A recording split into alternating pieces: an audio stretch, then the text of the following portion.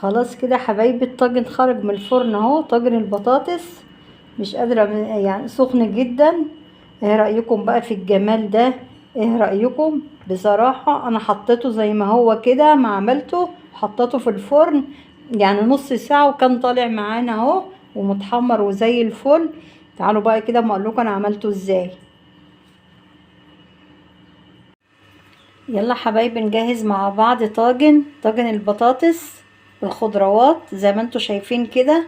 فلفل، بصل، طماطم، جزر، آه، بطاطس متقطعة طاجن بطاطس.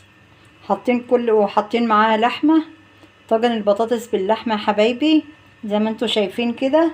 ومعانا هنا هنحط بقى هنا معانا ايه؟ معانا بهارات.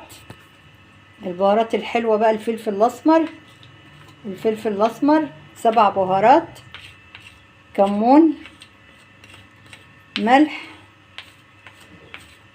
ملح، بابريكا، كزبرة.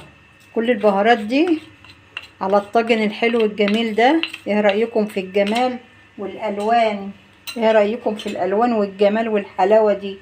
حطينا هنا في أرضية الطاجن معلقتين زيت، وعملنا الأرضية بحتة سمنة، معلقة سمنة ومعلقتين زيت. خلاص تمام كده. والبهارات على الطاجن اهي. معانا هنا طماطم بقى كده، ضربين طماطم بقى في الخلاط كده. ايه رأيكم بقى في الجمال ده؟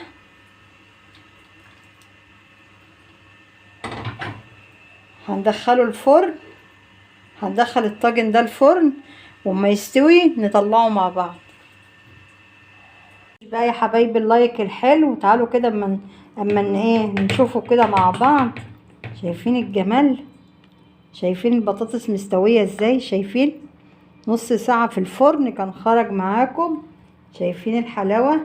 شايفين اللحمة مستوية وكل حاجة مستوية؟ شايفين الجمال؟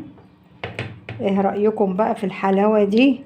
ايه رأيكم بقى في طاجن البطاطس ده؟ اشوفكم بقى ان شاء الله في فيديو جديد، والسلام عليكم ورحمة الله وبركاته.